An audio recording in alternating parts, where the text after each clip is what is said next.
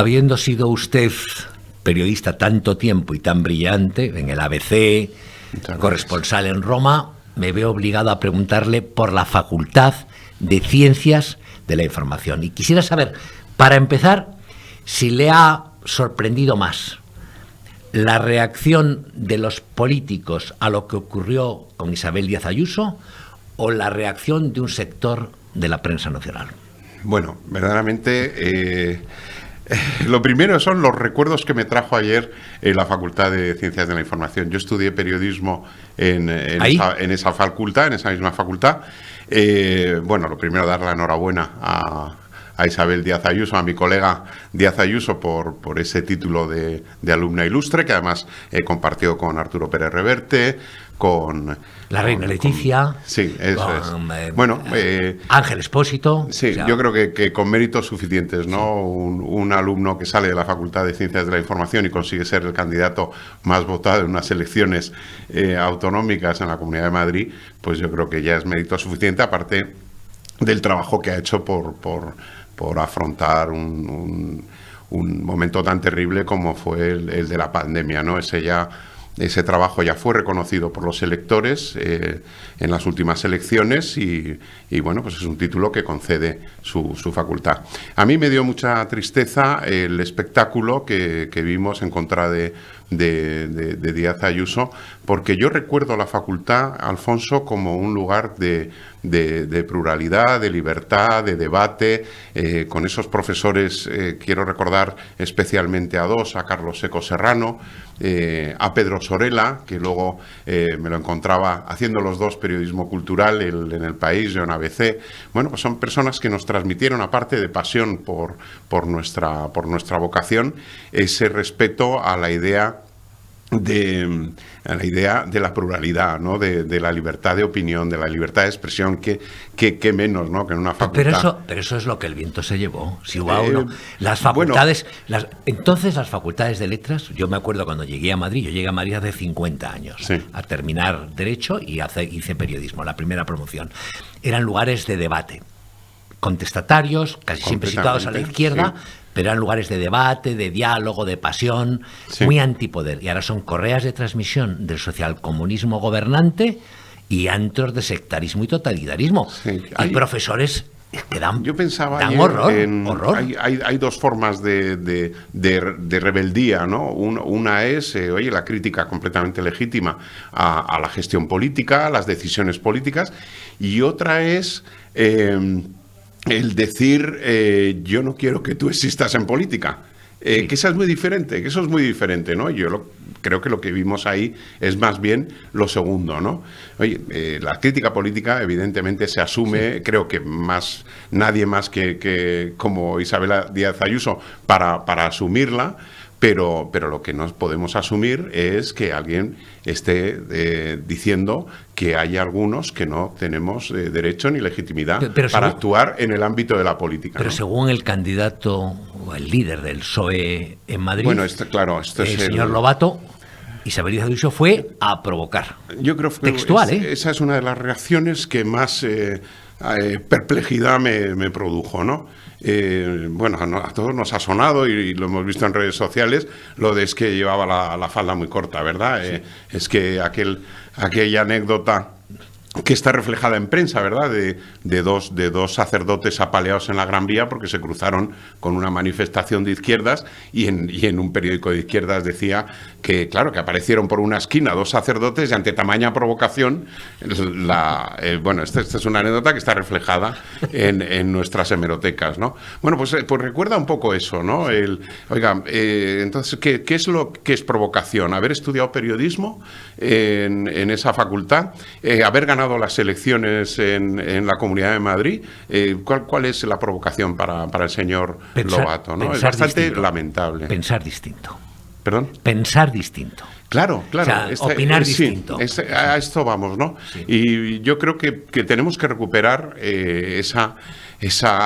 digamos, ese espacio de encuentro de la convivencia entre diferentes. Es que a eso vamos, si no esto va a ser una situación Don Pedro, bastante invivible. Lo tenemos complicado. Hemos pasado de Pedro Sorela a Juan Carlos Monedero.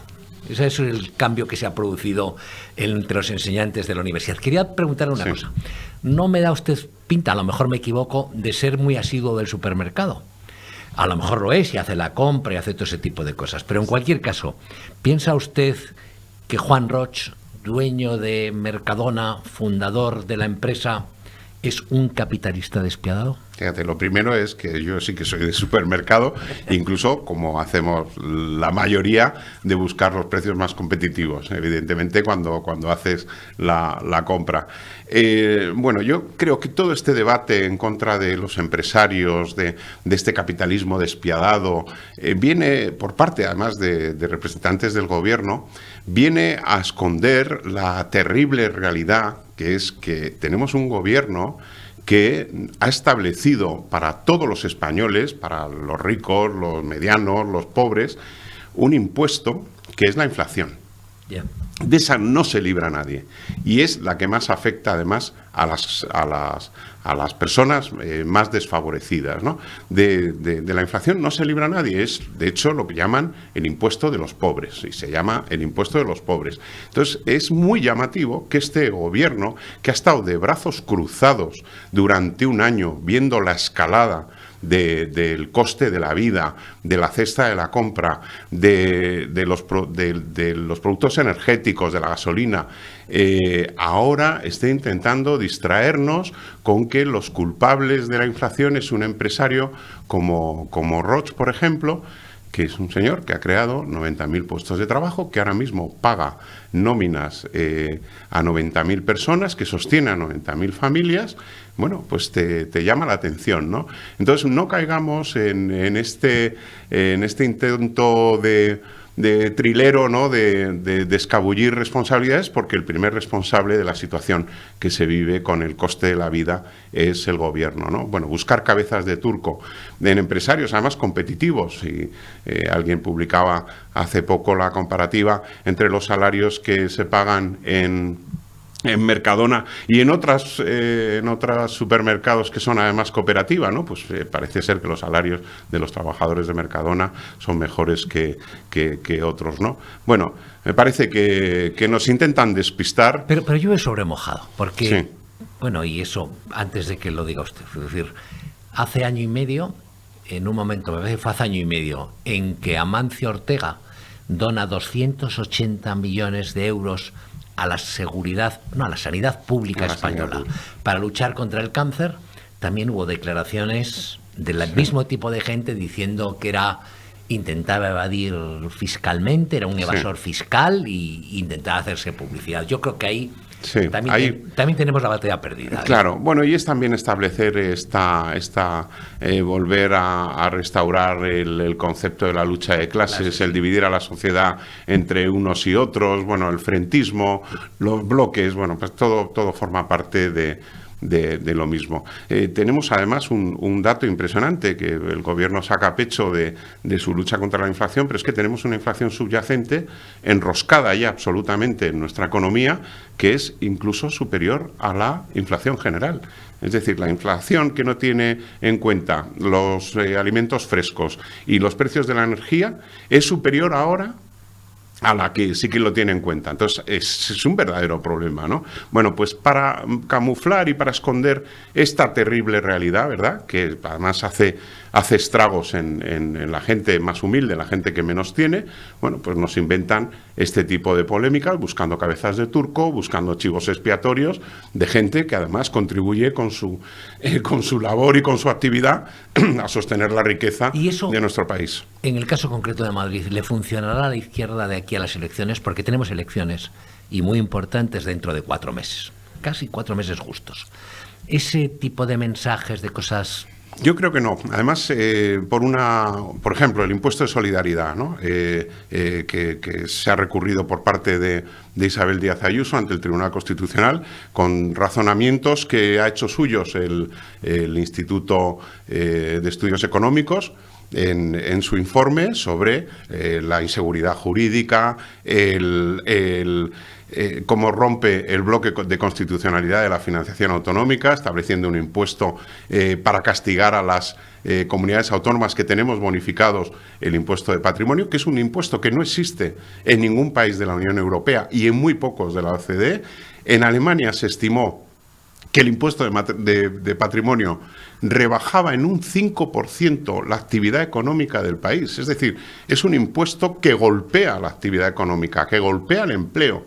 Bueno, pues ahí está la respuesta de Isabel Díaz Ayuso con ese recurso al Tribunal Constitucional, pero también con este anuncio de esa deducción para inversores internacionales que vengan a Madrid a invertir para contribuir a la riqueza y a la creación de empleo de nuestra comunidad. Ese es un mensaje muy importante para los inversores internacionales que está contrarrestando el daño y el efecto absolutamente negativo que ha tenido el impuesto de solidaridad entre los inversores internacionales y creo que ahí va a estar también una parte importante del debate electoral.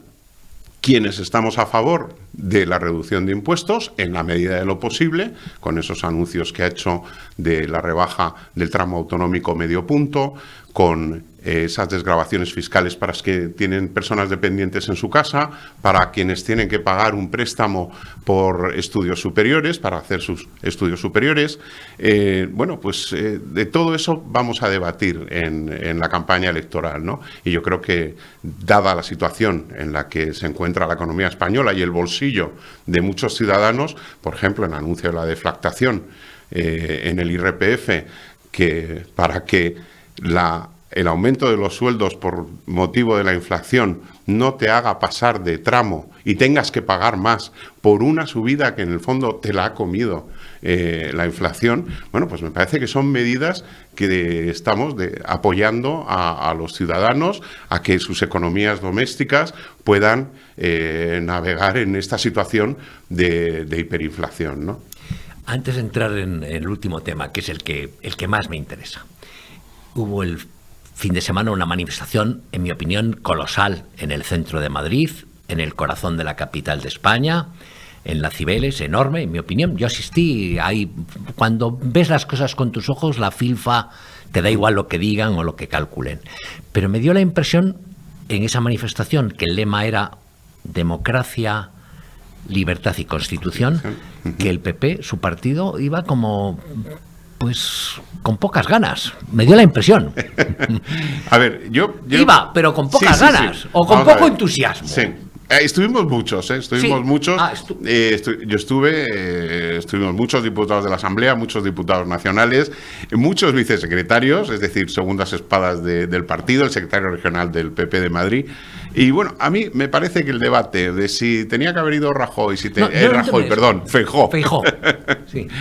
Si tenía que haber ido Feijóo, si tenía que haber ido Ayuso, me parece que es restarle la importancia que tuvo la manifestación, la trascendencia que tuvo la manifestación. No voy a entrar en lo de los 31.000 calculados por la delegación de gobierno, porque bueno, nos llevaría a un debate. Además que yo creo que no hay que entrar en eso, porque bastaba estar y mirar. Si tú ves las fotografías de la manifestación de la sanidad y ves las fotografías del pasado sábado, te das cuenta de que ahí se les ha ido la mano en ese tezanismo. Usted estuvo. Yo estuve, sí. Ahora quiero ir al tema que más me interesa. Sí. Es cierto que en España la izquierda ha gobernado prácticamente 2 de cada 3 años desde que murió Franco. Pero uno se pasea por las calles de Madrid, mira el callejero, echa un vistazo a las estatuas y tiene la impresión de que están aquí desde antes de la caída del Imperio Romano. Y voy a poner algunos ejemplos, es decir, pasa uno por Nuevos Ministerios, sitio emblemático, y ahí está Largo Caballero, un pedazo de estatua, principal responsable de la guerra civil del 36. Dice, bueno, pues es que será ahí, pero te vas a la Universitaria, donde se produjo, muy cerca de donde las hordas, las turbas intentaron impedir que Ayuso fuese premiada, y te encuentras monumento a las brigadas internacionales. Bueno, no pasa nada, cojo el tren y me voy a la playa, pero es que vas a coger el AVE y la estación de Atocha ya no es la estación de Atocha, es estación Almudena Grandes. Entonces, Almudena Grandes. Bueno, pues Chamartín, Clara Campoamor. Bueno, pues Almudena Grandes, y dices, oye, Almudena Grandes no tiene nada que ver con la guerra civil, pero entre usted y yo era muy sectaria.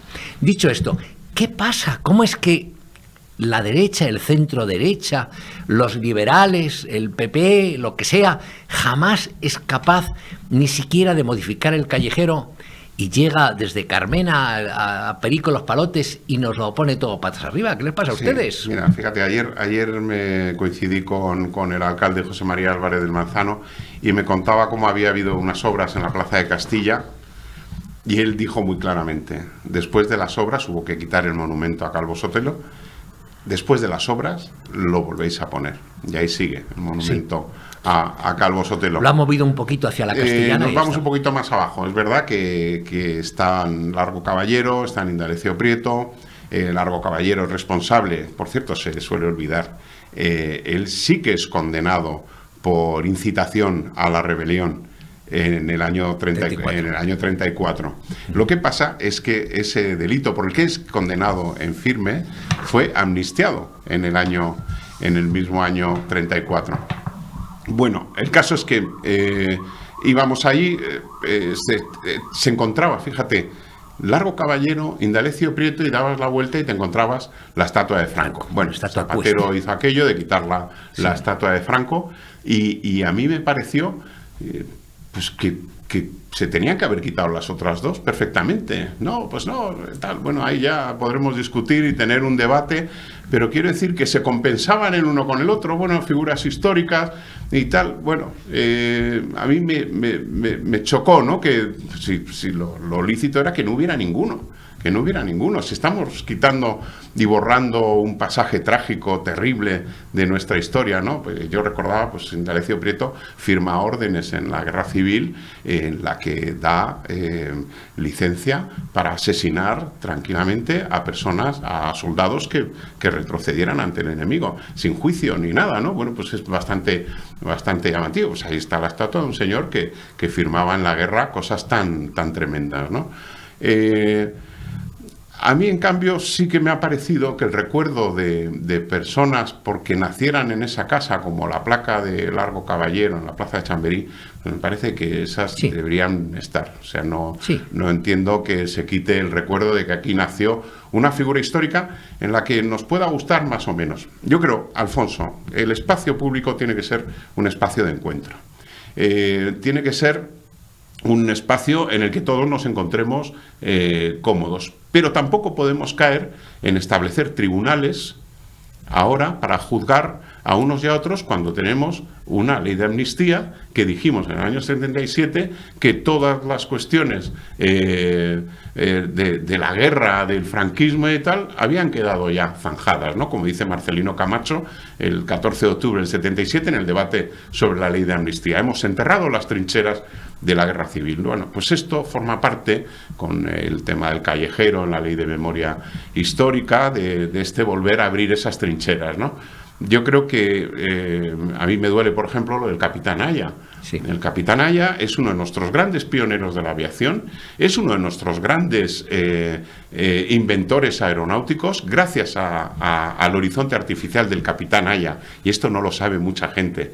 Los aviones pueden volar de noche, porque es el primero que inventa un sistema para el vuelo nocturno. Bueno, y ahí le tenemos. Ha citado a Capitán Aya, pero es que hay una calle ahora que es Poeta Maragall, que las cosas como son. Ahora se llama Poeta Joan Maragall. Por eso. Digo, pero es que poeta Joan Maragall.